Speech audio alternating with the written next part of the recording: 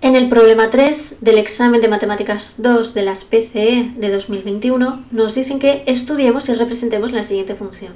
Es una función racional. ¿Vale? Nos dicen que estudiemos la función completa, entonces pues tenemos que realizar todas las partes del estudio de una función, que como mínimo son 6 partes. Empezamos siempre con el dominio.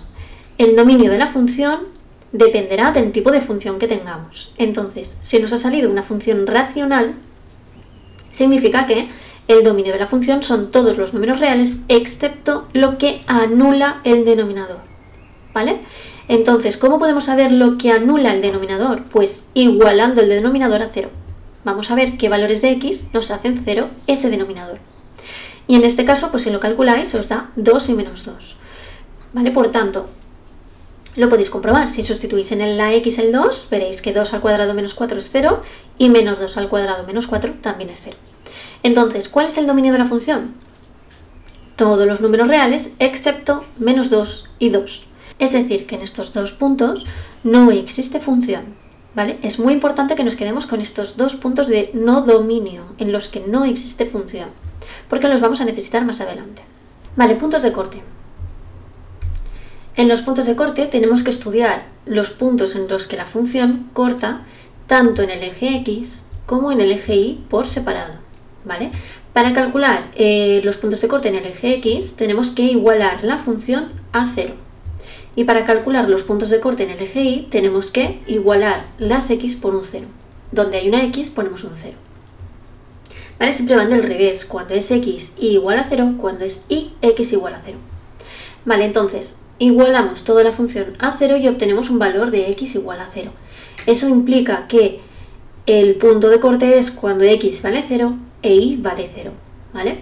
Y luego si lo sustituimos en el eje Y, pues nos va a salir exactamente lo mismo. Si sustituimos en las x un 0, pues esto se nos va, nos sale 0 y por tanto el punto de corte coinciden, es el mismo. Simetría.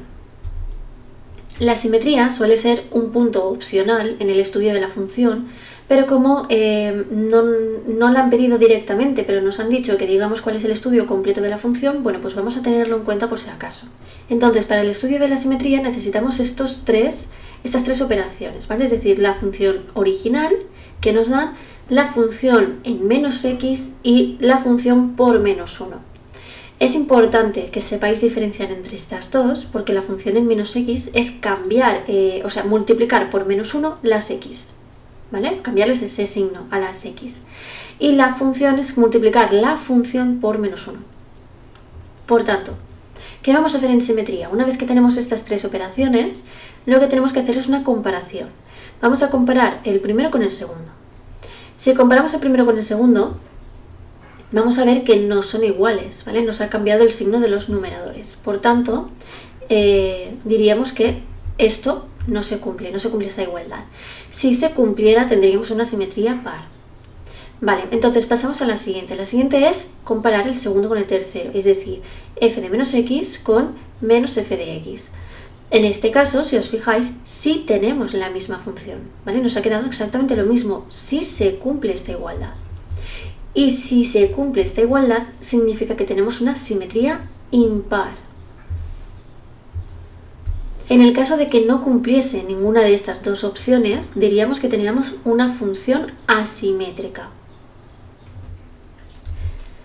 Asíntotas. Este es uno de los apartados más importantes. ¿Vale? Tenemos la asíntota vertical. Las asíntotas verticales se encuentran siempre en los puntos de no dominio. Por tanto, si en el apartado del dominio hemos obtenido puntos de no dominio en los que se anula la función, entonces en esos mismos puntos sobre x es donde tenemos asíntotas verticales. En este caso tenemos dos. Tenemos una asíntota vertical en x igual a 2 y en x igual a menos 2. Tendríais que comprobar que existe, ¿vale? Lo tendríais que comprobar con el límite de 2 y con el límite de menos 2 y comprobar que realmente os da un valor infinito. Pero vamos, en una función racional no es necesario porque siempre se va a cumplir, ¿vale? Luego tenemos las horizontales. Las horizontales se encuentran en los límites infinitos laterales, en el más y en el menos. Cuidado, hay que hacerlo en las dos. aunque sabemos que las funciones racionales nos dan igual a los dos lados, ¿vale? Los dos laterales, pero bueno, hay que hacerlo, ¿vale? El límite cuando x tiende a infinito de la función. Entonces, si sustituimos el infinito en las x, esto nos sale infinito partido infinito.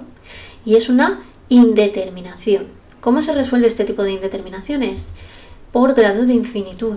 Quiere decir las x de mayor grado. ¿Vale? Entonces, si os fijáis, arriba tenemos un grado 1 y abajo tenemos un grado 2. Entonces lo que tenemos que hacer es comparar esos grados de las x más grandes. Vemos que el grado 2 es mayor que el grado 1 y está en el denominador. Vale, cuando el grado del denominador es mayor que el del numerador, el resultado siempre es 0. ¿Vale? Si fuese del revés, que el numerador fuese mayor que el denominador, el resultado sería infinito y por tanto no existiría. Pero en este caso nos ha dado 0. Y por tanto tenemos una asíntota horizontal en y igual a 0.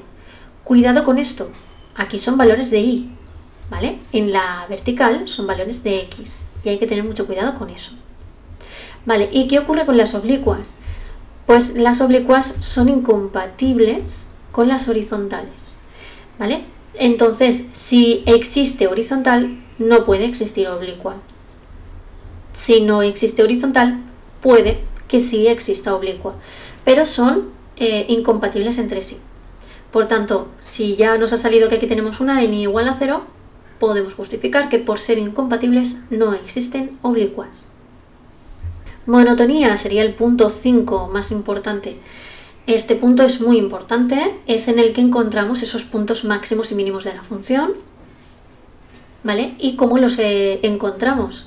Con la primera derivada igual a 0. Es muy importante que esto lo justifiquéis, ¿vale? Que se sepa por qué estáis haciendo esa primera derivada. Pues la estamos haciendo porque los puntos relativos, que son los extremos relativos, ¿vale? Los extremos de máximos y mínimos de la función, se encuentran cuando la función es, la primera derivada de la función es igual a 0. Por tanto, pasos. Hacemos la primera derivada de la función y luego la igualamos a 0 y obtenemos esos valores de x. Cuidados, la derivada de la función racional, quiere decir la función de la división, ¿vale?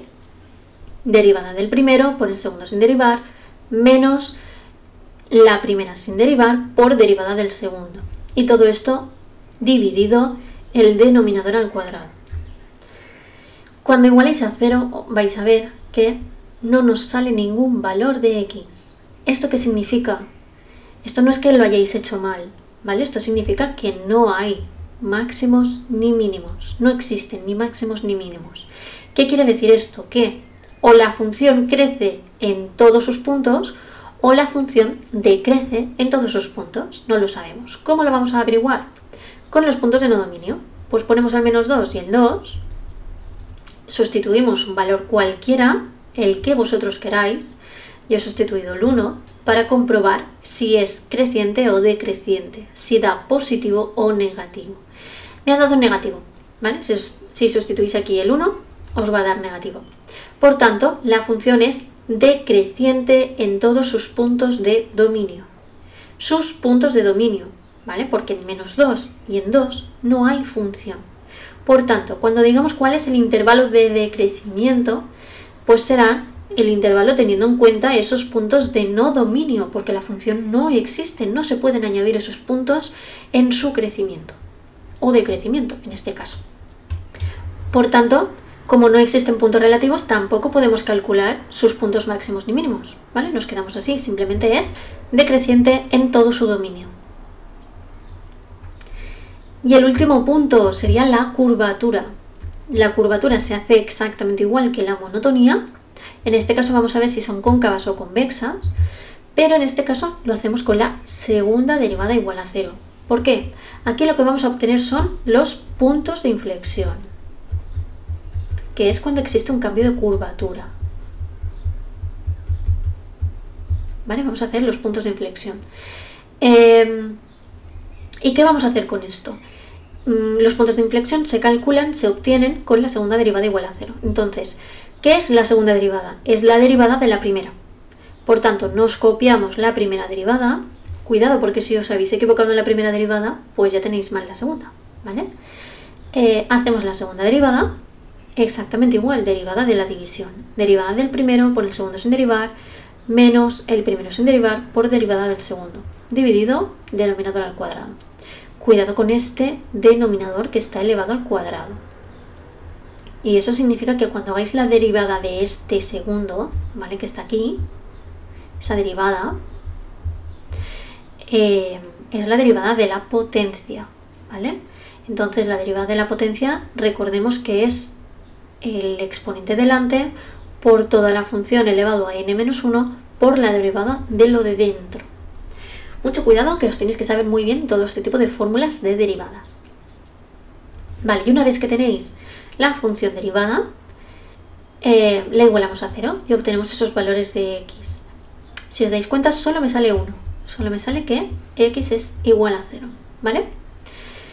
Entonces, ¿qué hacemos? Pues lo mismo que antes, lo hacemos, pero ahora ya no hacemos creciente o decreciente, ahora hacemos cóncava o convexa, ¿vale? La convexa es la de la carita triste y la cóncava es la de la carita feliz, ¿vale? Y también tenéis que tener en cuenta que vamos a meter aquí el punto de inflexión, que ha sido el 0, que es donde hay un cambio de curvatura, pero también vamos a meter los puntos de no dominio. Siempre hay que incluir esos puntos de no dominio, ¿vale? Porque los tenemos que tener en cuenta en estos intervalos.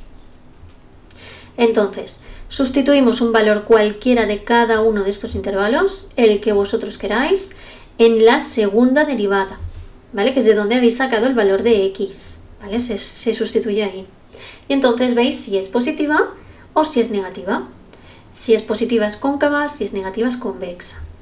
Por tanto, os ponéis aquí los intervalos, ¿vale? Del menos infinito al menos 2 y del 0 al 2 es convexa, y de menos 2 a 0 y de 2 a más infinito es cóncava, ¿vale? Y luego tenemos el punto de inflexión. El punto de inflexión es en el punto x0. Tenemos que saber cuánto vale y hay que calcularlo, ¿vale? Es simplemente sustituyendo el 0 en la función original, es decir, 0 partido 0 al cuadrado menos 4, ¿vale? Sería en el punto 0, 0. Ahí tenemos ese punto de inflexión. Y por último nos piden que hagamos una representación de la función. Aquí la tenemos. ¿Cómo hacemos esta representación? Pues aquí tendríamos que poner todo lo que nos ha salido, ¿vale? Por ejemplo, aquí tenemos el menos 2 y aquí tenemos el 2, que son los dos puntos de no dominio, donde no existe esa función. Que también es donde tenemos esas asíntotas verticales, ¿vale? Esto que está en verde son las asíntotas. Aquí tenemos una asíntota vertical, aquí tenemos otra, y aquí tenemos la asíntota horizontal que nos ha salido en 0, ¿vale? Y luego tenemos el punto 0, que es el punto de inflexión. Es decir, todo lo que nos ha salido, ¿vale? Si nos hubiera salido una oblicua, pues también habría que dibujarla.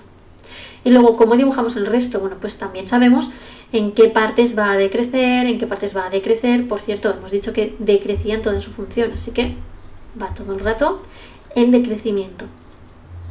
Y luego tendríais que haceros una tabla de valores, ¿vale? Haríamos x, ¿sí? Le daríamos valores a la x, los que queráis, por ejemplo, el menos 5, el menos 5, el menos 1, el 1 y el 5, para ver más o menos por dónde van, ¿vale? Podríais darle todos los números que queráis. Lo sustituís en la función original, que era x partido x cuadrado menos 4, donde hay una x, sustituís estos valores que os habéis inventado y ahí hacéis esa coordenada, vais haciendo esas coordenadas y las dibujáis. Tened en cuenta que tenéis que saber muy bien el tipo de función que tenemos, ¿vale? Una función racional siempre va a ser curva, siempre va a ser una función curva. Si tuviéramos una ecuación polinómica de grado 2, pues tendríamos una parábola simétrica. Si tuviéramos una ecuación de grado 1, pues sería una recta. Una de grado 3, pues sería como una especie de onda. Entonces, tenéis que saber muy bien el tipo de función que vamos a hacer, ¿vale? Para más o menos saber qué hay que dibujar. No vamos a dibujar líneas rectas.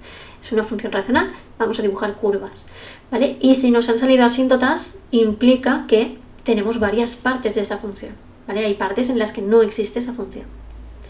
Pues este es todo el estudio de la función completo.